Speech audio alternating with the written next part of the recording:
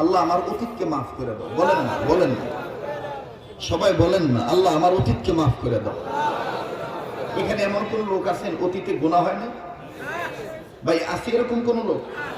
যদি এরকম থাকেন যে হুজুর আমি কোনো গুনাহ করি নাই, অতীতে আমার কোনো গুনাহ হয় নাই, আসেন আমি আপনার কাছে মুরিদ হব ইসলাহ হওয়ার জন্য।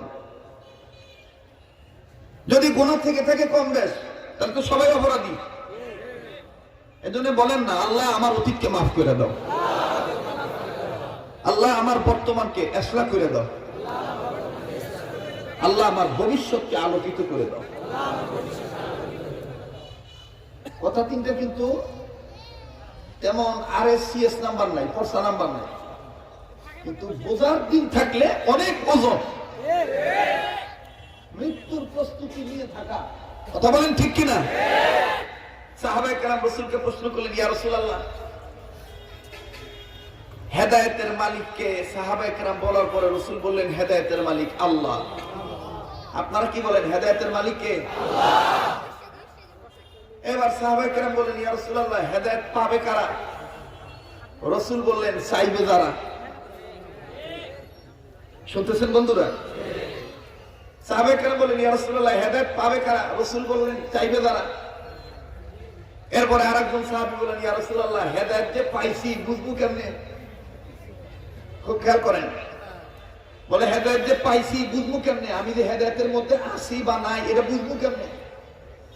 আল্লাহ রাসূল বললেন, নারী হোক পুরুষ হোক, কোন কলমাওয়ালা বান্দার মধ্যে যদি এই তিনটা আলামত পাওয়া যায়, তাহলে সে বুঝে নিবে সে হেদায়েতের মধ্যে আছে।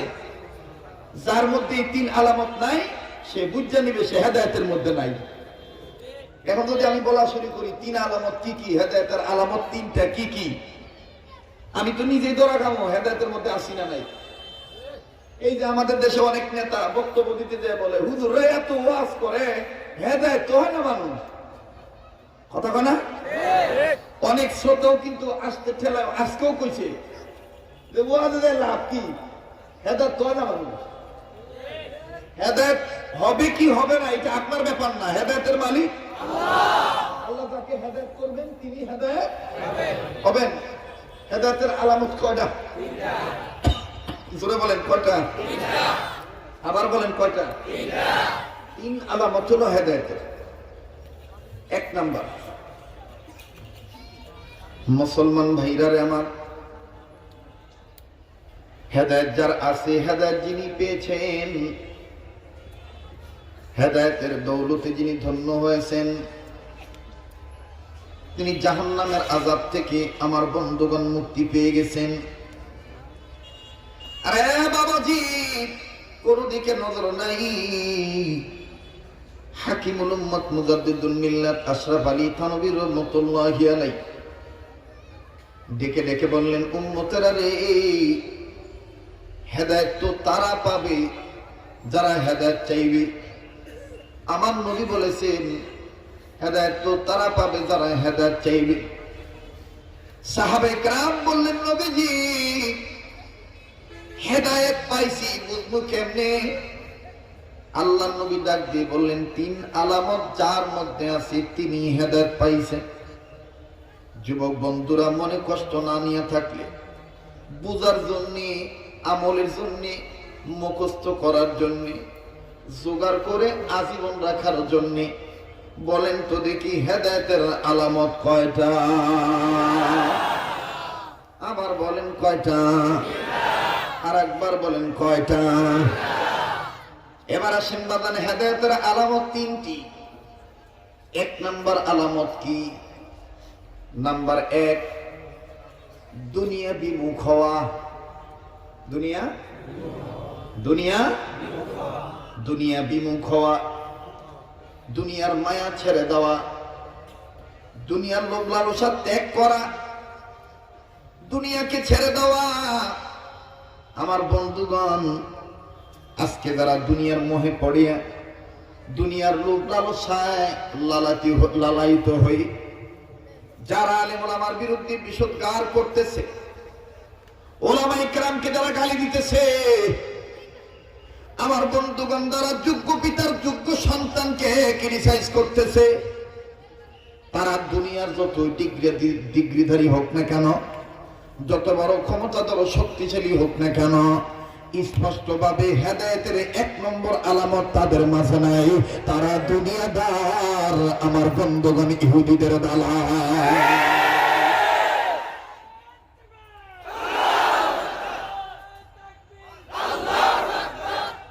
আমার ভাইরা, আমার বন্ধুগণ,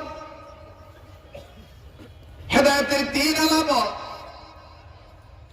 1 নম্বর আলামত হইল দুনিয়ার মায়া ত্যাগ করা, দুনিয়ার লোভ লালসা ছেড়ে দেওয়া। বন্ধুরে, ওলামায়ে হক্কানীদেরকে বলা হয়েছে কোন দেশের টাকা খাইছেন, কোন দেশের টাকা খাইয়া আপনারা এইরকম লাফালাফি করতেছেন। ওলামায়ে হক্কানীদেরকে বলা হয়েছে, কিন্তু আমাদের কাছে প্রমাণ আছে আজকে যারা শিরকের বিরুদ্ধে, বিদআতের বিরুদ্ধে আন্দোলন করতেছে, তারা কোন দালালি করতেছে না, তারা কোন টাকা খায় নাই। আর যারা শিরক স্থাপন করতে চাইতেছে, আল্লাহ বিরোধী কাজ করতে চাইতেছে, এমনও প্রমাণ আছে 8 কোটির জায়গায় 4 কোটি দিছে, 4 কোটিরও হিসাব ঠিক মতন না।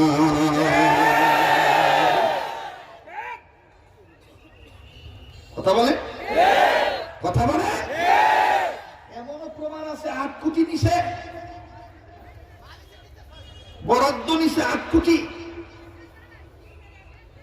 8 কোটি নিয়ে 4 কোটি কোন মতন সরকার নরকা করে কাজে লাগাইছে। কাজে লাগাইয়া এই 4 কোটির হিসাব আউলা দাউলা। ওরা আবার বড় বড় গলায় কথা কয়, এই হুজুররা কোন দেশের টাকা খাইয়া তো লাফালাফি করতেছেন? আলেমরা টাকা খাইয়া শিরকের বিরুদ্ধে কথা বলে না, আলেমরা টাকা খাইয়া বেদাতের বিরুদ্ধে কথা বলে না। হক্কানি রব্বানি ওলামায়ে কেরাম, যারা কাসেম নামাতুরির সন্তান, যারা থানবীর উত্তরসূরি, যারা হোসেন আহমদ মাদানির উত্তরসূরি, এরা টাকা খাইয়া হকের পক্ষে কথা বলে না, বরঞ্চ টাকা কপালে লাথি মেরে জীবনকে বিসর্জন দিয়ে ফাঁসির দড়ি গলায় নিতে রাজি থাকে। বাতিলের কাছে মাথা নত করে ইসলামী আন্দোলন থেকে বিরোধিত হতে পারে না।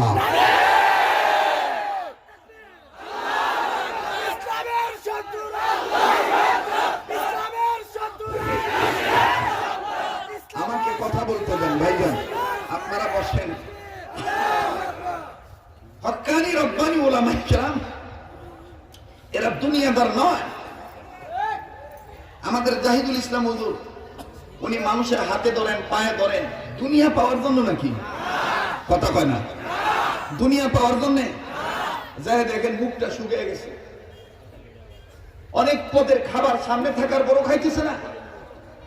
দিনের মধ্যে তার বেদনা, এই এলাকায় এই জামিয়াতুল ইব্রাহিম মাদ্রাসাটা কিভাবে প্রতিষ্ঠিত করা যায়, আর এলাকার মানুষকে কিভাবে জাহান্নামের আগুন থেকে বাঁচানো যায়। কথা বলেন ঠিক কিনা? তো দেওবন্দি আলেম কয়জনের কথা বলবো, কয়জনের কথা বলবো? আমার ভাইরা, আমার বন্ধুগণ, আল্লাহকে ভয় করতে হবে, আল্লাহকে ভয় করতে হবে, আল্লাহর কাছেই মাথা নত করতে হবে। আমি অনুরোধের সাথে বলতে চাই, এরকম দুঃসাহস দেখাবেন না, এইরকম আচরণ করবেন না যে আলেমদের সাথে বেয়াদবিমূলক আচরণ করেন, আর যার দ্বারা আল্লাহর গজব এসে যেতে পারে। কথা বলেন ঠিক কিনা? আমার ভাইরা, আমার বন্ধুগণ, হেদায়েতের 3 আলামত। 1 নম্বর আলামত হইল দুনিয়া বিমুখ হওয়া। বলেন বলেন, দুনিয়া বিমুখ হওয়া। আজকে যারা ইফতিজিং করতেছে, আজকে যারা ধর্ষণ করতেছে, আজকে যারা লুটেরা, আজকে যারা চাঁদাবাজি, আজকে যারা আমার বন্ধুগণ সন্ত্রাসী করতেছে, আজকে যারা অন্য মায়ের মুখে, বোনের মুখে এসিড নিক্ষেপ করতেছে, আজকে যে নর নারী পরকীয়া প্রেমে জড়িত হইতেছে, আজকে যে নারী পুরুষ দুনিয়ার মোহে পড়িয়া নামাজ বাদ দিয়ে দিছে, আমার বন্ধুগণ রোজা বাদ দিয়ে দিছে, হক্কানি ওলামায়ে কেরামের সহবত বাদ দিয়ে দিছে, এদের এই কর্মকাণ্ডে বোঝা যায় এগুলো সব দুনিয়াদার। হেদায়েতের 1 নম্বর আলামত তাদের মাঝে নাই। এই একটা কথা বলতে গেলে রাত্র শেষ হয়ে যাবে, কিন্তু একটা কথা নয়। হেদায়েতের 3 আলামত।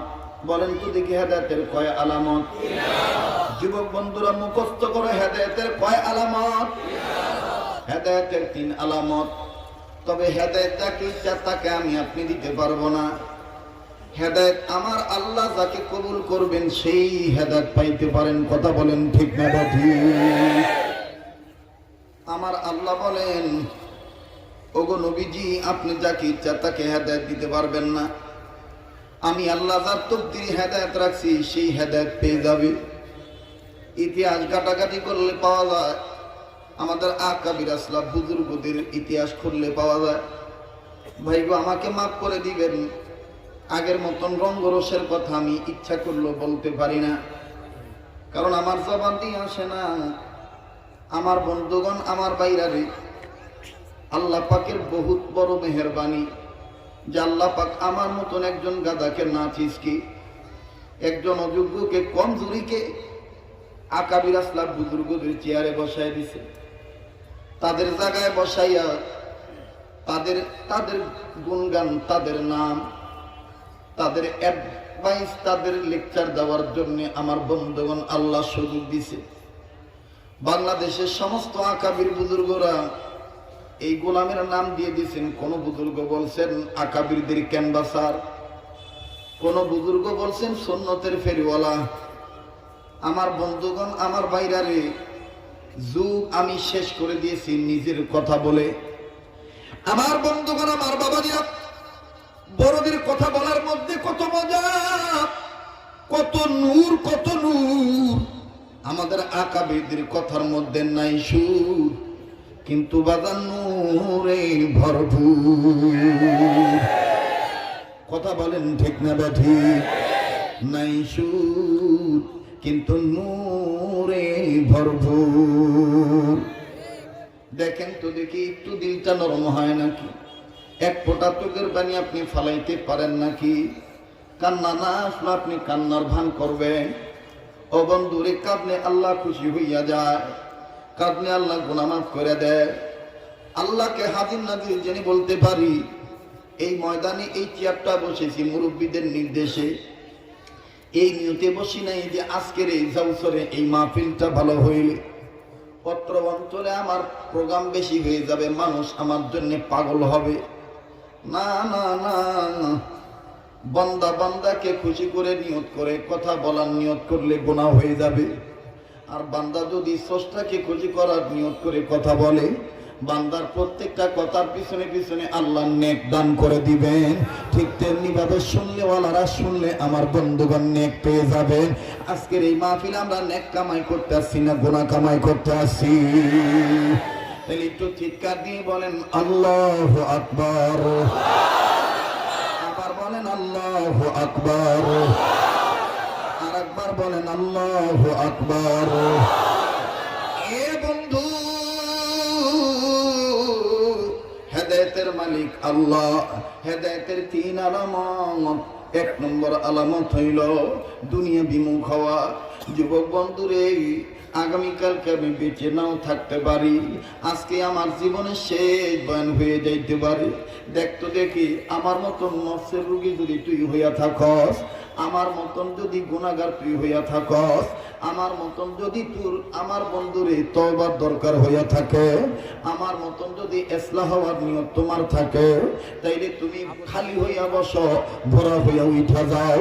তুমি এই নিয়তে বসো না, কেমন জমাইতে পারে, কেমন নাচাইতে পারে, কেমন হাসাইতে পারে, কেমন জমাইতে পারে, তুমি এই নিয়তে বসো না বন্ধু। তবে রে বন্ধু, আমার দিল বলে আজকের মাহফিলে তো আমার আল্লাহ কবুল করবে। আমার আল্লাহ আজকের প্রত্যেকটা ডাকের জবাব দিয়ে দিবে। আমার মাওলা বরকত দান করবেন। চিৎকার দিয়ে বলেন না আমিন। আবার বলেন না আমিন। এ বন্ধু, বাংলাদেশের সন্তান, এই তো একটু আগে যার সাথে মুসাফা করে আসলাম, আল্লামা আব্দুল হক দামাত বারাকাতুল আলিয়া, মোমিন শাহের সন্তান, মোমিন শাহের মুরব্বী। আমার বন্ধুগণ, উনি যেই পীরের মুরিদ, ওই পীরের নাম হলো মোহাম্মদুল্লাহ হাফিজ হুজুর রহমাতুল্লাহ আলাইহি। এই হাফিজ হুজুর হুজুর রহমাতুল্লাহ আলাইহি নিজেরে কেমন মিটায় দিছি, অসংখ্য উলামা তোলাবাদেরকে দেখতেছি, আয়েম্মায়ে মাসাজিদ আয়েম্মায়ে মাদারিসদেরকে দেখতেছি। বন্ধুরে, আমরা আমাদের নিজেদেরকে এখনো মিটায় দিতে পারি নাই। নিজেরা যদি নিজেদের মিটায় দিতে পারতাম, আমার বন্ধুগণ বাতাসের কথা শুনত। কথা বলেন ঠিক না ঠিক? এখন আমরা নিজেরা নিজেদেরকে মিটা দিতে পারি নাই। মুহাম্মদুল্লাহ হাফিজুর রহমাতুল্লাহ আলাইহির ইতিহাসে পাওয়া যায়, মুহাম্মদুল্লাহ হাফিজুর রহমাতুল্লাহ আলাইহির মাকাম আল্লাহ দেখেন কেমন বাড়ায় দিলেন। এত সুন্দর কণ্ঠ ছিল, এত সুন্দর গলার আওয়াজ ছিল, যখন কোরআন শরীফ পড়তেন আমার বন্ধুগণ, আমার বাইরারে সমস্ত মানুষগুলি তার কোরআন তেলাওয়াত মুগ্ধভাবে শুনত। এ বাবাজি, শুধু তাই নয়, বাংলাদেশের মানুষই পাগল নয়। যখন থানা ভবনে মুহাম্মদুল্লাহ হাফিজুর চলে গেলেন, আমার বন্ধুগণ মুহাম্মদুল্লাহ হাফিজুর রহমাতুল্লাহ আলাইহি থানা ভবনে যাওয়ার পর, এরে বন্ধু আশরাফ আলী থানভী রহমাতুল্লাহ আলাইহি মুহাম্মদুল্লাহ হাফিজুরের কণ্ঠের তেলাওয়াত শুনিয়া আমার বন্ধুগণ এত মুগ্ধ হয়ে গেলেন। থানভী রহমাতুল্লাহ আলাইহি ডাক দিয়ে বললেন, মুহাম্মদুল্লাহ, তুমি জলদি করে এই থানা ভবনের ইমামতির দায়িত্ব নিয়ে নাও। তুমি পাঞ্জেগানা নামাজের ইমামতি করবা। চিৎকার দিয়ে বলেন সুবহানাল্লাহ। এ যুবক, তোমাকে বলছি, তোমাকে বলছি, তোমাকে বলছি, এ দোকানদার, এ ব্যবসায়ী, কেন তুমি গোলামি করবা না? কেন তুমি গোলাম হইবা না? মুসলমান বন্ধুরা রে আমার, মুহাম্মদুল্লাহ হাফিজুর রহমাতুল্লাহি আলাইহি থানা ভবনে যখন ইমামতির দায়িত্ব পাইলেন, আল্লাহর হুকুমে, আল্লাহর রহমতে, আকাবির বুজুর্গের নির্দেশে, আপন শায়েখের নির্দেশে ইমামতি করা শুরু করলেন। এত সুন্দর তেলাওয়াত, কয়েক ওয়াক্ত নামাজ পড়ানোর পরে মুহাম্মদুল্লাহ হাফিজুর রহমাতুল্লাহ আলাইহির পীর হাকিমুল উম্মত মুজাদ্দিদুল মিল্লাত আশরাফ আলী থানভী রহমাতুল্লাহ আলাইহি ডাক দিয়ে খাদেমকে বলতেছে, মুহাম্মদুল্লাহকে বলে দিও আর যেন ইমামতি না করে, আর যেন ইমামতি না করে, আর যেন ইমামতি না করে। মুহাম্মদুল্লাহকে বলবা সবার পিছনে যেন দাঁড়ায় থাকে। ও বন্ধু, এই বয়ান তো তাদের মজা লাগবে যারা মারফতের নদীতে সাঁতার কাটে, যারা শায়েখ পাইছেন, যারা আপন মুর্শিদের সোহবতে গেছেন। আমার বন্ধুগণ, তাদেরই তো এই কথাগুলো দিলের মধ্যে তাসির হবে। যেই কথা দিল থেকে বের হয়, এই কথাটা দিলওয়ালার দিলে লাগে। দেখতো বন্ধু, একটু দিলটা নরম হয়নি, কোনো দিকে খেয়াল নাই। মুহাম্মদুল্লাহ হাফিজুর রহমাতুল্লাহ আলাইহি আস্তে করে যখন ইমামতির জায়গায় গেলেন, খাদেম যাইয়া ডাক দিয়ে বলতেছেন, মুহাম্মদুল্লাহ, হযরত বলেছেন আপনি আর ইমামতি করেন না, আপনি পিছনে দাঁড়ান। মুহাম্মদুল্লাহ হাফিজুর চোখের পানি ছেড়ে দিয়ে বললেন, আল্লাহ, আমার কি ত্রুটি হইল, কি মুনকারাত হইল, আমার কি রোগ, ডাক্তারের কাছে মনে হয় ধরা পড়ে গেছি। ও বন্ধুরে, থানভী রহমাতুল্লাহ আলাইহি বলে, কোনদিনই মজলিসে বসলে খালি হইয়া বসতে হয়। খালি হইয়া বসলেই কিন্তু ভিতরের মধ্যে আমার বন্ধুগণ কথাগুলো জোগাড় রাখতে পারবে। সবাই তো বন্ধু এই গোলামটার ইতিহাস জানে, সবাই তো আপনি আমাকে চিনে। বাংলাদেশে যত ধরনের সুরালো কণ্ঠ ছিল বাবা, যত হাসির গল্প ছিল, সমস্ত কিছুই তো এক সময় করেছি। কিন্তু যখন মুরব্বীদের কাছে লাগামটা দিয়ে দিল, বাইরে আকাবির আসলাম বুজুর্গদের সোহবতে যখন গেলাম, চিন্তা ভাবনা করিয়া দেখলাম হেদায়েতটা বড় সম্পদ। আর হেদায়েত তখন পাওয়া যাবে যখন আমি নিজের ইসলাম নিজে হব। আমি যখন আমার মাওলার কাছে চাইব, মাওলা আমি গুনাহ করছি, আমার গুনাহ তুমি মাফ করে দাও। আমার বন্ধুরে, অনেক যুবক হয়তো মনের খোরাক নাও হইতে পারে, অনেকের কানের মজা নাও লাগতে পারে। ভাই গো, আমার জন্য দোয়া চাই, আমার জন্য দোয়া চাই। আল্লাহ যেন আমি গাদারাকে মাফ করিয়া দেয়। আল্লাহ যেন আমি গাদারাকে আকাবির আসলাম বুজুর্গদের নকশায় কবুল করে। মোহাম্মদুল্লাহ হাফিজুর রহমতুল্লাহি আলাইহি নামাজের ইমামতিতে আর গেলেন না। খুব খেয়াল করে শোনেন ওলামা তোলাবা, যুবক বন্ধুদের জন্য খুব কল্যাণকর কথা। হেদায়েতের 3 আলামতের এক আলামত হইল দুনিয়ার মায়া ত্যাগ করা। দুনিয়ার মায়া ত্যাগ করা। আমার বন্ধুগণ, অহংকার করা যাবে না, লৌকিকতা করা যাবে না। মোহাম্মদুল্লাহ হাফিজুর রহমতুল্লাহ মসজিদের বারান্দায় যাইয়া সমস্ত মুসল্লিদের পিছনে দাঁড়ায় রয়েছে। থানবী রহমতুল্লাহ আলাইহি তাকায়াও তাকান না। মোহাম্মদুল্লাহ হাফিজুর বললেন, আল্লাহ, তোমার বন্ধু কেন আমার দিকে তাকায় না? আমি যেন কি অন্যায় করে ফেলেছি? আমার বন্ধুগণ, নামাজ শেষ হয়ে গেল। মোহাম্মদুল্লাহ হাফিজুর রহমতুল্লাহ আপন পীর থানবী রহমতুল্লাহ ডাক দিয়ে বললেন, মোহাম্মদুল্লাহকে বলে দিও শুধু ইমামতি বাদ দিলে হবে না, নামাজের পরে সবার সামনে যায় দাঁড়াবে। সবার সামনে যায় দাঁড়াইয়া এই মোহাম্মদুল্লাহ বলবে, ভাই গো মুসল্লিরা, তোমরা আমার জন্য দোয়া করো, আল্লাহ যেন আমি মোহাম্মদুল্লাহর মাফ করে দেয়। আমি মোহাম্মদুল্লাহর ভিতরে অহংকার আছে, কিবির আছে। আমি মোহাম্মদুল্লাহর ভিতরে অহংকার আছে, কিবির আছে। থানবী রহমতুল্লাহ আলাইহি আপন খাদিম দিয়ে যখন মোহাম্মদুল্লাহ হুজুরের কাছে খবর পৌঁছাইল, মোহাম্মদুল্লাহ হাফিজুর রহমতুল্লাহ আলাইহি আপন শায়েখের কথাটা মাইনা নিয়া নিজেকে মিটাই দেওয়ার জন্য আমার বন্ধুগণ সামনে দাঁড়াইলেন। সামনে দাঁড়াইয়া ডাক দিয়ে বললেন, ভাইরা রে, তোমরা আমার জন্য দোয়া করো, আল্লাহ যেন আমি মোহাম্মদুল্লাহর মাফ করে দেয়। আমার ভিতরে কিবির আছে, আমার ভিতরে অহংকার আছে। এরপরে আমার বন্ধুগণ কয়েক উত্তর নামাজের পরে এরকম বলা শুরু করলেন। থানবী রহমতুল্লাহ আবার ডাক দিয়ে বলতেছেন, মোহাম্মদুল্লাহকে বলে দাও। শুধু এইভাবে বললেই হবে না, এই থানা ভবনের যত মসজিদ আছে এক এক উক্তে নামাজ এক এক মসজিদে পড়বে। প্রত্যেকটা মসজিদে যায় যাইয়া নামাজের পর পর মুসল্লিদের সামনে দাঁড়ায় বলবে, আমি অপরাধী, আমি দোষী, আমি অহংকারী। ও আমার আজিজ ভাইরা, ও তলবেলেন ভাইরা, একটু কণ্ঠ ভালো হইলে মনে করো না তুমি অনেক সুন্দর গাইতে পারো। একটু লেখালেখি, একটু বক্তব্য দিতে পারলেই মনে করি না অনেক বড় আলেম হইয়া গেছি। এটাই কিন্তু তোমাকে ধ্বংস করে দিবে, এটাই কিন্তু তোমাকে ধ্বংস করে দিবে। আমি কিছুই না, আমি কিছুই না, আমি কিছুই না। থানবী রহমতুল্লাহ আলাইহির কথাটা মানিয়ে নিয়ে মোহাম্মদুল্লাহ হাফিজুর রহমতুল্লাহ আলাইহি এবার আমার বন্ধুগণ প্রত্যেকটা গ্রামে গ্রামে মসজিদে মসজিদে যাইয়া ডাক দিয়া কয়, আমি অহংকারী, আল্লাহ যেন আমার মাফ করে দেয়, আমার ভিতরে কিবির আছে।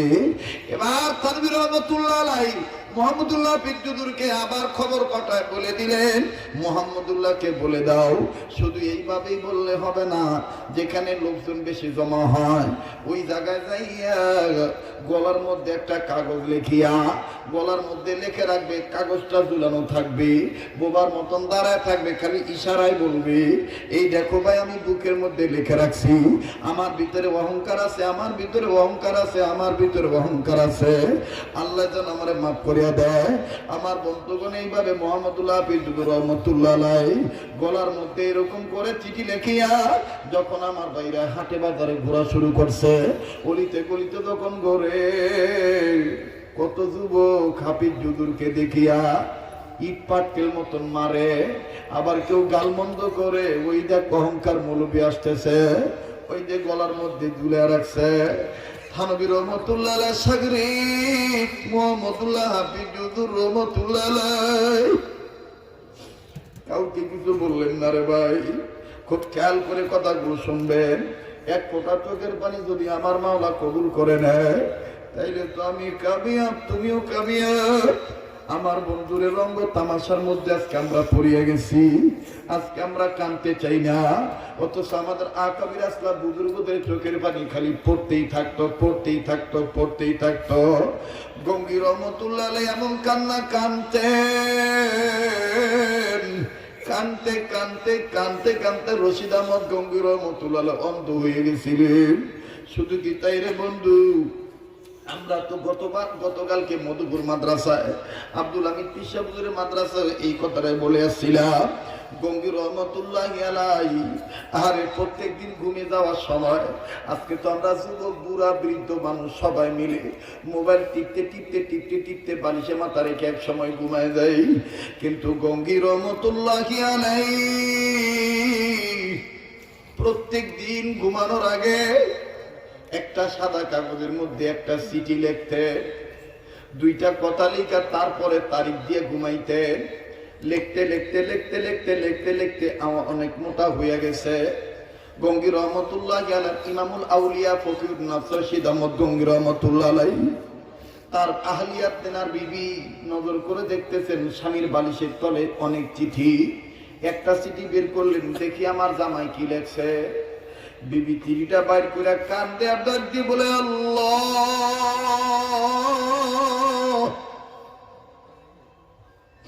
আমি আমার স্বামীর স্ত্রী হওয়ার বড় এইভাবে তোমার চিনতে পারি নাই। গঙ্গি রহমতুল্লাহ আলাইহি প্রত্যেক দিন চিঠিটা নিয়ে বালিশে মাথা রাখার আগে ঘুমাইতে যাওয়ার আগে প্রত্যেক দিন এইভাবে চিঠি লিখতেন। চিঠির ভাষাটা এরকম ছিল, ওগো আল্লাহ,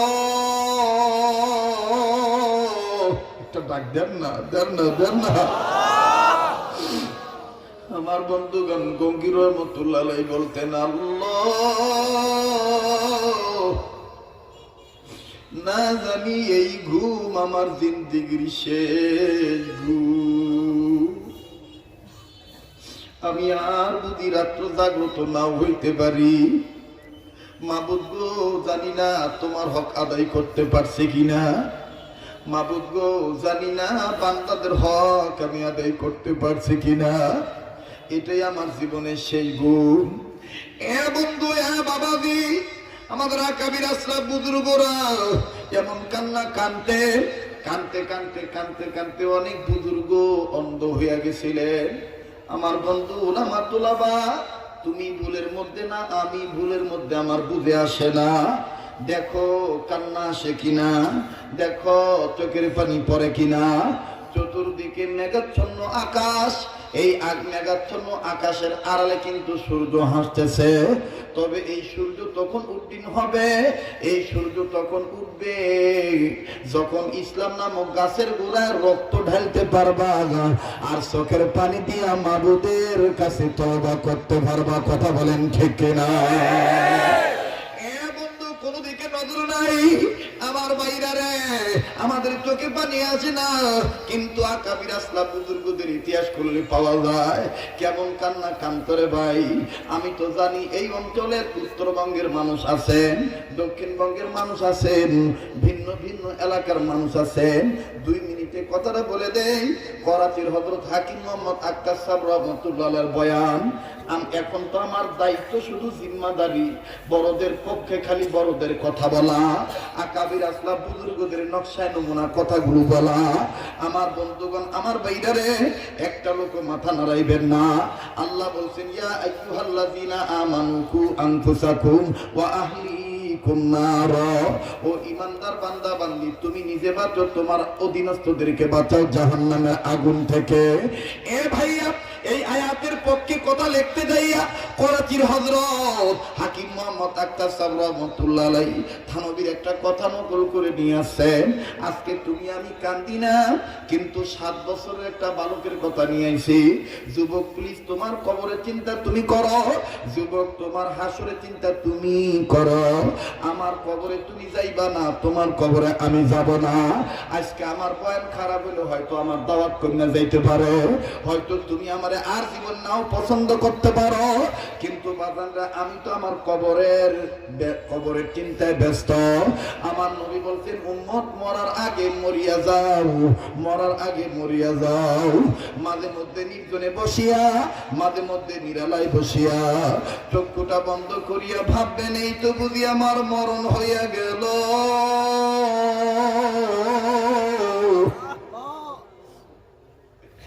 আমার ছেলে আমার মেয়ে কোথায় আমার খবর রাখবে। মাঝে মধ্যে চক্ষু বন্ধ করবেন, চক্ষু বন্ধ করে আমার বন্ধুগণ আমার ভাইরা কবরের মোরাকাবা করবে।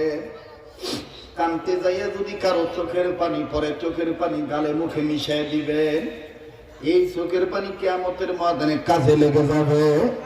একটু মায়া করে বলেন না আল্লাহ, আবার বলেন না আল্লাহ। করাচির হযরত হাকিম মোহাম্মদ আখতার সাহেব রহমাতুল্লাহ কথাটা লেখেন, জাহান্নামের আগুন কি পরিমাণ আল্লাহর ভয়কে, আল্লাহর রাগকে কি পরিমাণ আকাবের বুজুর্গরা ভয় পাইতেন। হায় সুবহানাল্লাহ সুবহানাল্লাহ। মাত্র 7 বছর একটা বাচ্চা, নাম হলো শিশু আলী আসগর। এই শিশু আলী আসগর, অনেকে বলতে পারেন হযরত এই বয়ান তো আমি শুনছি, আমিও তো জানি এই বয়ান আমি আপনাদেরকে শুনাইছি, কিন্তু জানেননি হাকিমুল ইসলাম শেখুল ইসলাম আল্লামা তকি উসমানী দামাত বারাকাতুহুল আলিয়া থানভী রহমাতুল্লাহ একটা কথা নকল করে বলছেন, যেই বান্দা বলবে এক ওয়াজ ভাল লাগে না, প্রত্যেক এক ওয়াজ ভাল লাগে না, নতুন নতুন ওয়াজের দরকার, ওই বান্দাদের বুঝে রাখা উচিত প্রত্যেক দিন কেন ভাত খায়, মাসে একদিন ভাত খাইলেই তো হয়। কথা বলেন ঠিক না বেঠি?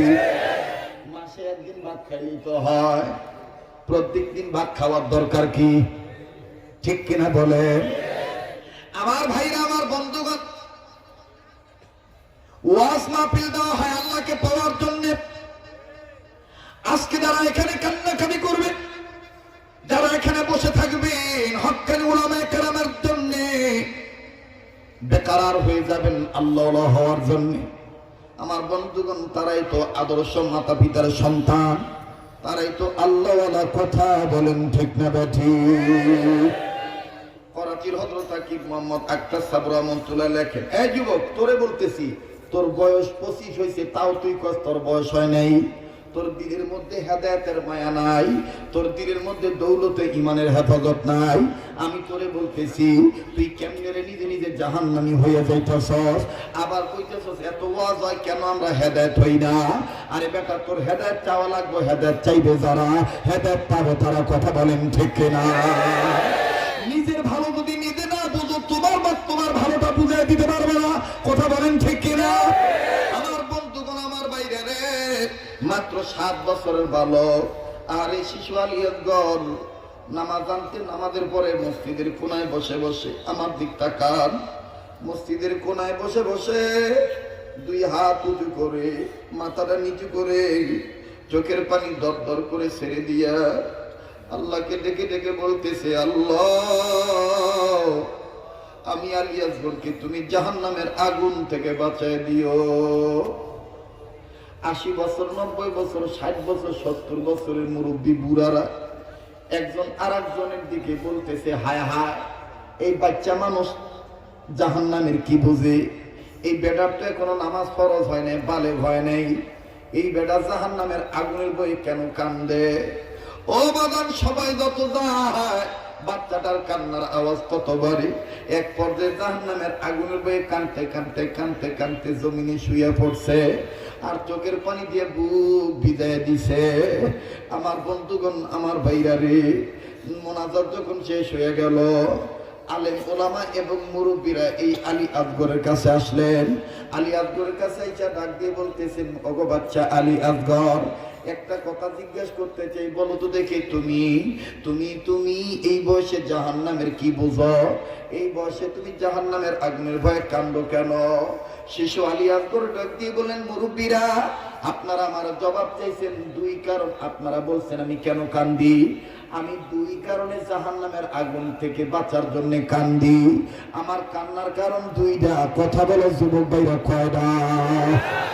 আবার বলো কয়টা? জাহান্নামের আগুনের ভয়ে কান্দি। বলে তোমার কান্নার কারণ দুইটা বলো। আলী আকবর ডাক দিয়ে বলতেছেন, এক নম্বর কান্নার কারণ হইল আমি যখন কোরআন তেলাওয়াত করি, এই তেলাওয়াত করতে করতে করতে করতে যখন এই আয়াত তেলাওয়াত করি, ইয়া আইয়ুহাল্লাযীনা আমানু কু আনফুসাকুম ওয়া আহলিকুম নারা। আমার আল্লাহ ইমানদার বান্দা বান্দীদেরকে বলছে, ইমানওয়ালা বান্দা বান্দীরা, তোমরা নিজেরা জাহান্নামের আগুন থেকে বাঁচাও, নিজের অধীনে যারা আছে তাদেরকে জাহান্নামের আগুন থেকে বাঁচাও। ও মুরব্বীরা, দুই কারণের মধ্যে এক নম্বর কান্নার কারণ হইল আমার আল্লাহর এই ডাক। আল্লাহ বলেছেন, ইয়া আইয়ুহাল্লাযীনা আমানু, আমার মাওলায়ে কারীমের এই ডাকটা বড়ই করম, বড়ই করম, বড়ই করম, বড়ই করম। আমার মালিক ইমানদার বান্দা বান্দীদেরকে মা বাবার চাইতে বেশি ভালোবাসে। কারণ মা বাবা অনেক সময় সন্তানদেরকে জাহান্নামের আগুন থেকে বাঁচার ভয় করে, ভয় দেখায় না। আর আমার মাওলা আমাকে কত মহব্বত করে। আমার মালিক আমি ঈমানওয়ালা বান্দারে অনেক ভালোবাসে। এই জন্য আমার মালিক বলছে, ইয়া আইয়ুহাল্লাযীনা আমানু কু আনফুসাকুম ওয়া আহলিকুম নার। ও ঈমানওয়ালারা, তোমরা জাহান্নামের আগুন থেকে নিজে বাঁচাও, নিজের বাচ্চাদেরকে অধীনস্থদেরকে বাঁচাও। ও মুরব্বীরা, আমার কান্নার দুই কারণের মধ্যে এক নম্বর কান্নার কারণ হইল আমি আমার আল্লাহর মহব্বতে কান্দি। ডাক দাও না বন্ধু, বলো না আল্লাহ, আমি আমার আল্লাহর মহব্বতে কান্দি। এইবার মুরব্বীরা বলতেছে, তোমার দুই নম্বর কান্নার কারণ কি বলো? এবার এই শিশু আলী আকবর ডাক দিয়ে বলতেছেন, দুই নম্বর কান্নার কারণ হলো ওই একই আয়াতের মধ্যে আল্লাহ বলছেন, ওয়াকুদুহান নাস ওয়াল হিজারা। ওই আগুন থেকে আমার মাওলায়ে কারীম বাঁচার জন্য বলছে যে জাহান্নামের আগুনের ইন্ধন হবে মানুষ আর পাথর। মানুষ শব্দটা দেখে আমি আলী আকবর কান্দি। মুরব্বীরা বলতেছেন, এইটা তো তোমার কথা বলা হয় নাই, এইটা তো বলা হয়েছে বড় বড় বানর, যাদের বুদ্ধি থাকার পর যারা মালিককে মালিক মনে করবে না, যারা মাওলায়ে কারীমের গোলামি করবে না, এই বড় মানুষদেরকে এই কথাটা বলা হয়েছে। তোমার তো এখনো, তুমি তো বালেগ হও নাই, তোমার তো এখনো ফরজ হুকুম আসে নাই, তুমি কেন এই অবস্থাতে, তুমি কেন কান্দো, তুমি ছোট ছোট মানুষ। আলী আকবর দেখ কি জবাব দেয়, যুবক আমার এই একটা ওয়াজ তুই সারা জীবন মনে রাখবি। ও রংপুরের বাইরা, দিনাজপুরের বাইরা, ও বগুড়ার বাইরা, ও নওগাঁর বাইরা, ও জয়পুরহাটের বাইরা, সিরাজগঞ্জ পাবনার বাইরা, কুষ্টিয়ার বাইরা, নোয়াখালী, সিলেট, কুমিল্লা, বান্দরবান, খাগড়াছড়ি, চট্টগ্রামের বাইরা, দেখো দেখো দেখো দেখো, এই শিশু আলী আকবর ডাক দিয়ে কান্দে আর ডাক দিয়ে বলতেছে, মুরব্বীরা আপনাদের নজরে আমি ছোট মানুষ, কিন্তু আমি আমার মার রান্নার কাজের সময় আমি নজর করে দেখছি, আমার মা সংসারে রান্না করার কাজে যখন চুলার মধ্যে লাকড়ি দিয়ে আগুন ধরে রান্না করে, আমি আমার মায়ের নজর করে দেখছি আমার মা কোনদিন চুলার মধ্যে বড় লাকড়ি আগে ঢুকায় নাই। আমার মা আগে ছোট লাকড়ির মধ্যে আগুন ধরাইছে। এই ছোট লাকড়ির মধ্যে যখন দাও দাও করে আগুন ধরে উঠছে, তখন এই আগুন ঠিক রাখার জন্য আমার মা বড় লাকড়ি চুলার মধ্যে দিছে। আপনারা আমি আলী আকবরকে বলতেছেন, আমি ছোট মানুষ, না জানি আমি আলী আকবর বড় ভয় পাই, না জানি আমার আল্লাহ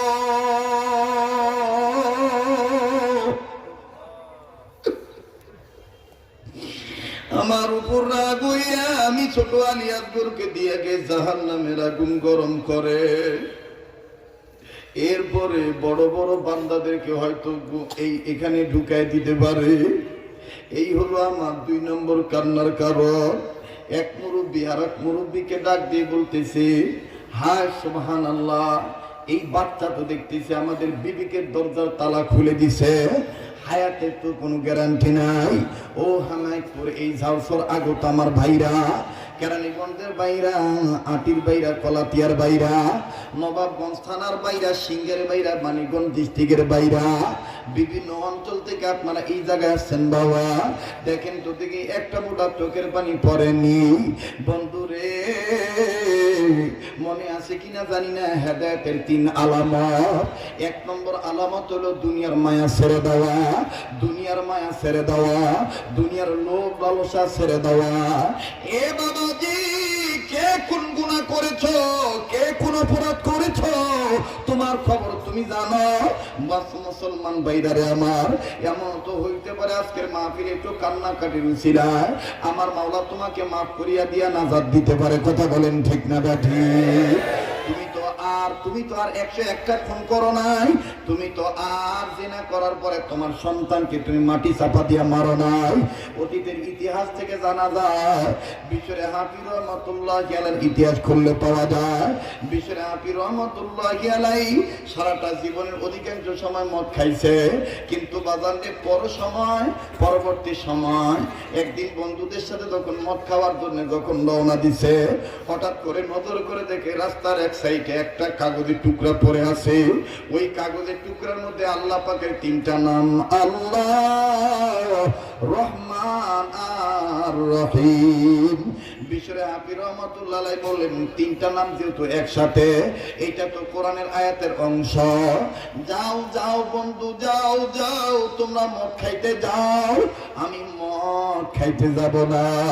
আমার মাওলা পাকের 3টা নাম আমি হেফাজত করব। আল্লাহু আকবার, আল্লাহু আকবার।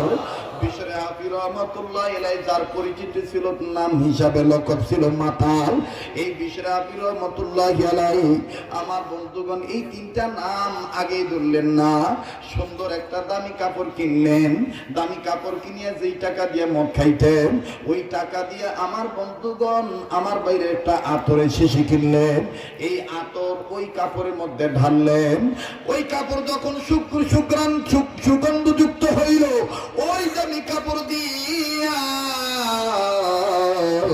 আমার বন্ধুগণ আল্লাহ পাকের 3টা নাম ধরলেন। 3টা নাম ধরিয়া 3টা নাম সুন্দর করে হেফাজত করলেন। একটা দৌড় মারিয়া বাড়িতে গেলেন, বাড়িতে যে ডাক দিয়ে বলতেছেন, মা গো, আমার জীবন ভর আমি গুনাহ করেছি, মানে ধর, এইটা ধর, আমি গোসল করে আসি। এইবার বিশ্বরে হাফিজ রহমাতুল্লাহ আলাইহি গোসল করলেন, সুন্দর করে ওযু বানাইলেন। আবার আসিয়া মায়ের ডাক দিয়ে কয়, মা গো, দে মা, এটারে আমি সারা রাত মাথাত করে রাখবো। মা কয়, বাবা, এটার মধ্যে এমন কি মূল্যবান জিনিস? বিশ্বরে হাফিজ রহমাতুল্লাহ ডাক দিয়ে বলেন, মা, এই কাগজের টুকরার মধ্যে আমার মাওলার 3টা নাম, একটা হলো আল্লাহ, আর একটা হলো রহমান, আর একটা রহিম। মা গো, কোরআনের আয়াতের একটা অংশ, বিসমিল্লাহির রহমানির রহিম একটা আয়াত। ও মা, আমার মাওলার এই 3টা নাম আমি হেফাজত করছি। মা, তুমি আমার জন্য দোয়া করো, আমার মাওলা কারীম যেন আমাকে মাফ করে দেয়। বিশ্বরে হাফিজ মা ব্যক্তি বলেন, আল্লাহ, ও মালিক, তুমি মনে হয় আমার ছেলেটারে কবুল করছো। আমার বাইরা রে, সারা রাত আল্লাহর 3টা নাম মাথায় নিয়ে দাঁড়ায় থাকলে সকালবেলা যুগের শ্রেষ্ঠ আলেম ইমাম আহমদ ইবনে হাম্বল রাহমাতুল্লাহ আলাইহি উলামায়ে কেরামের জামাত নিয়ে যখন হাজির হইল, লোকেরা ডাক দিয়ে বলতেছে, কি গো বড় হুজুর, এই মাতালের বাড়িতে কি চাও, এই মাতালের বাড়িতে কি চাও? ইমাম আহমদ ইবনে হাম্বল রাহমাতুল্লাহ আলাইহি বলতেছেন, তোমাদের নজরে মাতাল, কিন্তু তোমরা জানো না কোরআনকে ইজ্জত করার কারণে আমার মাওলা তারে যুগের ওলি বানিয়ে দিছে। চিৎকার দিয়ে বলেন সুবহানাল্লাহ। মুসলমান ভাইরা আমার বন্ধুগণ, আমার বাবাজিরা, এই জন্য কার কি গুনাহ আছে, কার কি অবস্থা আছে, যার যার অবস্থানে থেকে শেষে অবস্থান বোঝেন। বন্ধুরে 1 নম্বর আলামত হলো দুনিয়ার মায়া ত্যাগ করা। আজকে যারা আমরা গুনাহগার, দুনিয়ার মোহে পড়িয়া গুনাহ করতেছি, আজকে যারা আমরা ছেলে মেয়েকে মাদ্রাসায় দেই না দুনিয়ার মোহে পড়ার কারণে, কথা বলেন ঠিক কিনা? হেদায়েতের 3 আলামতের মধ্যে 1 নম্বর আলামত হইল, 1 নম্বর আলামত হইল দুনিয়ার মায়া ত্যাগ করা। আমার বন্ধুগণ, আমার ভাইরা রে, হেদায়েতের 2 নম্বর আলামত হইল, হেদায়েতের 2 নম্বর আলামত হইল দুনিয়াতে যত কাজ করবেন প্রত্যেকটা কাজের সময় আখিরাতকে প্রাধান্য দেওয়া। দুনিয়াতে যত কাজ করবেন সকল কাজের ক্ষেত্রে আমার বন্ধুগণ কোন দিনকে প্রাধান্য দেওয়া? আখিরাতকে প্রাধান্য দেওয়া। এটা হলো হেদায়েতের 2 নম্বর আলামত। এবার বলেন বাকি রইল কয়টা? আবার বলেন কয়টা? ওই এক আলামত শোনার দরকার আছে না নাই? ওই এক আলামত শোনার পরে বুঝতে পারবেন আপনি আমি হেদায়েতের মধ্যে আছি না নাই। আল্লাহর জন্য নবীর জন্য মোহাব্বত করে খবরদার কোন লোক ছত্রভঙ্গ হবেন না। 1 নম্বর আলামত হলো দুনিয়ার মায়া ত্যাগ করে, দুনিয়ার মায়া ত্যাগ করা। 2 নম্বর আলামত হইল দৌলতে হেদায়েতের আলামত হইল দুনিয়াতে যত কাজ করবেন আখিরাতকে প্রাধান্য দেওয়া। দুনিয়াতে যত কাজ করবেন আল্লাহ আমার এই কাজের দ্বারা যেন আমার কবর আযাব মাফ হইয়া যায়, আমার এই কাজের দ্বারা যেন আল্লাহ পাক তুমি আমারে মাফ করে দাও। হাকিমুল ইসলাম কারি তৈয়ব সাহেব রাহমাতুল্লাহ আলাইহি খুতবাতে হাকিমুল ইসলামের মধ্যে লেখেন ছোট্ট একটা ওয়াকিয়া 1-1.5 মিনিটের মধ্যে আমি আপনাদের জানায় দেই। আকাবিরদের ক্যানভাসার হয়ে বলতেছি। কারি তৈয়ব সাহেব রাহমাতুল্লাহ আলাইহি লেখেন দিল্লি এলাকায় একটা মাতাল ছেলে প্রত্যেকদিন বন্ধুদেরকে নিয়ে মদ খায়, কিন্তু বাজার একদিন কবর থেকে কবরের পাশে দিয়ে যাচ্ছিলেন, যেই পথ দিয়ে যায় ওই পথের পাশে কবরস্থান। কবর থেকে আওয়াজ আসতেছে বাচ্চা ছেলে একবার মায়ের কবরের উপর হাত রেখে বলে মা গো পারলাম না মাদ্রাসায় ভর্তি হওয়ার জন্য, হইল না মা তোমাদের মনের আশা পূরণ হইল না। আবার কিছুক্ষণ পর বাবার কবরে হাত রাখে, বাবার কবরে হাত রেখে বলে বাবা গো পারলাম না বাবা আলেম হাফেজ হইতে পারলাম না, আমার মাওলা তোমাদের দুনিয়া রাখলো না, আমাদের ঘর বাড়ি জ্বালায় দিয়ে আমার মাওলা তোমারে নিয়ে গেল। তার মানে ছেলেটা বুঝাইতে চাইতেছে তাদের বাড়িতে আগুন লাগার কারণে তার মা বাপ দুজনে আগুনে পুড়িয়া মারা গেছে। মা জানুনি আমি মাদ্রাসায় ভর্তি হইতে গেছিলাম, কিন্তু মা আমাকে মাদ্রাসার হুজুররা ভর্তি করে নাই। বর্তমান সময় নাকি ব্রিটিশরা ইলেকট্রিক সংযোগ দেয় নাই, বিদ্যুৎ সংযোগ না থাকার কারণে নিজ খরচে তেল কিনিয়া বাতি জ্বালাইয়া মশাল জ্বালাইয়া হেদাক জ্বালাইয়া কোরআন শরীফ পড়া লাগে গো মা। ও মা আমি তেলের টাকা পাবো কই? তোমরা তো আমার জন্য কিছু রেখে দাও নাই, শুধুমাত্র বাড়ির ভিটা মাটি রইছে। মা গো বাবা গো পারলাম না কোরআন শরীফ পড়তে। মাতাল ছেলেটার দিলের মধ্যে কথাটা আক্রমণ করছে। আল্লাহু আকবার। মাতাল ছেলেটা ডাক দিয়ে বললেন আল্লাহ জীবনে কত টাকা নষ্ট করেছি মদ খাইয়া, আর এই বাচ্চাটা নাকি তেলের অভাবে কোরআন পড়তে পারবে না। মাতাল ছেলেটা বন্ধুদেরকে বিদায় করে দিছে, সে আর মদ খাইতে যায় না। মদের টাকা সামনের পকেটে বুক পকেটে নিয়ে আইছে।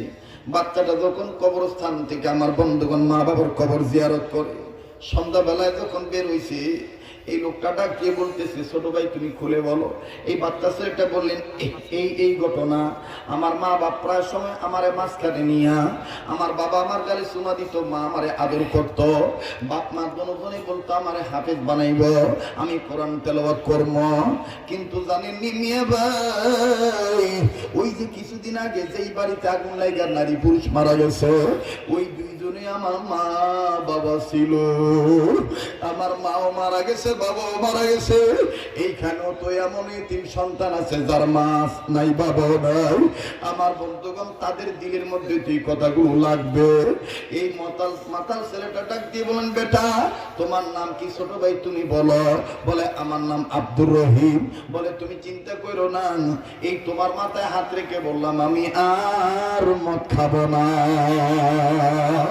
আমি আমার মদের টাকা দিয়া তোমার মাদ্রাসায় পড়ার জন্য তেলের ব্যবস্থা করে দিলাম। নিজে আমার বন্ধুগণ তেল করে ঈদ করে করিয়া 1 টিন তেল মাথায় করে নিয়ে মাদ্রাসায় ছেলেটাকে দিয়ে আসলো। ছেলেটা ডাক দিয়ে বলতেছে ভাইজান আপনি থাকেন, কালকে আমার ভর্তি করে দিয়ে যান, হুজুরদের সাথে কথা বলে যান। মাতাল ছেলেটা বলতেছে না না আমার পাপকে সবাই ঘৃণা করে, এলাকার লোকজন আমি পাপী বান্দাকে কেউ গ্রহণ করতে চায় না, অতএব আমার তোমার সাথে আমার দেখলে তোমার ক্ষতি হয়ে যাবে। আমি তোমারে তেল দিয়ে গেলাম, তেল শেষ হলে আবার আমার কাছে খবর দিও, আমি তোমাকে তেল দিয়ে যাব। এই মাতাল ছেলেটা চলে গেল। আমার বন্ধুগণ ছেলেটা তো সকালবেলা ভর্তি হয়ে গেল, মাত্র 2-1 দিন পরে মাতাল ছেলেটা মারা গেল। এলাকার কোন লোক এই পাপী গোলামকে পছন্দ করে না, কোন লোক তার লাশ গ্রহণ করে না, না না তার লাশটা আমি ধোয়াবো না, তার লাশটা ফেলে দিয়ে আসো, না না তারে কোনো কবর দেব না, এইটা একটা বাজে ছেলে, এই বাজে ছেলের কোনো দরকার নাই। এ বন্ধু, আব্দুর রহিম যেই মাদ্রাসায় পড়ে ওই মাদ্রাসার হুজুর স্বপ্নে দেখতেছে কে জানি ডাক দিয়ে বলতেছে তোমাদের নজরে মাতাল, কিন্তু আমি মাওলা কোরআনের বরকতে আমি মাওলা তারে মাফ করে দিছি। জলদি করে তার লাশ খুঁজে বের করেন। আমার বন্ধুগণ, এলাকার ওলামায়ে কেরাম জলদি করে তাৎক্ষণিকভাবে পরের দিন এই মাতাল ছেলেটার লাশ খুঁজে বের করলেন। মাতাল ছেলেটার লাশ খুঁজে বের করে এই জমিদার ফ্যামিলির ছেলের লাশটা সুন্দর করে ধোয়াইয়া জানাজা দেওয়ার জন্য যখন রেডি হয়ে গেছে, 7টা কাতার হয়ে গেল। ইমাম সাহেব জানাজা দেওয়ার আগে কিছু কথা বলবেন, বলতে না বলতেই 7 নম্বর কাতার থেকে বাচ্চা ছেলেটা খালি কান্দে, ওই আব্দুর রহিম খালি কান্দে। বড় হুজুর ডাক দিয়ে বলে তুমি কান্দো কেন? আব্দুর রহিম আসিয়া ডাক দিয়ে বলে হুজুর আমার মাও নাই বাবাও নাই, হুজুর আমার মাও নেই বাবাও নাই। এই ছেলেটা যাকে আপনারা মাতাল মনে করেন, এই লোকটা আমাকে তেল কিনে দিয়েছে। এখন আমি চিন্তায় পড়ে গেছি, আমার তেল শেষ হলে আমাকে তেল কে কিনে দিবে? আলেম ওলামা ডাক দিয়ে বললেন আল্লাহ আসলে তুমি গফুর ও গফফার, আল্লাহু আকবার। আসলে এই তুমি রহমানুর রহিম। মাবুদ গো, সামান্য একটু উসিলা পাইছো, এই বাহানা তালাশ করিয়া খুঁজিয়া পাইছো। মাওলা তুমি খুশি হইয়া তার জীবনের গুনাহ মাফ করে দিয়া তাকে জান্নাত দিয়ে দিছো। আমার বন্ধুগণ, হেদায়েতের 3 আলামতের মধ্যে 1 নম্বর হলো দুনিয়ার মায়া ত্যাগ করা, 2 নম্বর হলো দুনিয়াতে যত কাজ করব আখিরাতকে প্রাধান্য দিয়ে করব, 3 নাম্বার কথাটা আমি বলছি, তবে মাত্র 5-10 মিনিট আমি একটা আবদার আপনাদের কাছে করব। প্রায় হাজার হাজার লোক, এই এত হাজার মানুষ আমার বন্ধুগণ যদি আখিরাতকে প্রাধান্য দিয়া দুনিয়ার মায়া ত্যাগ করিয়া এই জামিয়াতুল ইব্রাহিম মাদ্রাসার পক্ষে আমার বন্ধুগণ যদি একটি নেক নজর রাখেন, নেক দোয়া করেন, না পারলে না দিবেন তবে দোয়া চালাইতে থাকবেন, আল্লাহ বরকত দিবেন ইনশাআল্লাহ। এ বন্ধু আমার ভাইরা রে, আপনাদের কাছে আমি বলতে চাই যে কোরআনে আল্লাহ বলছেন ও ঈমানওয়ালারা তোমরা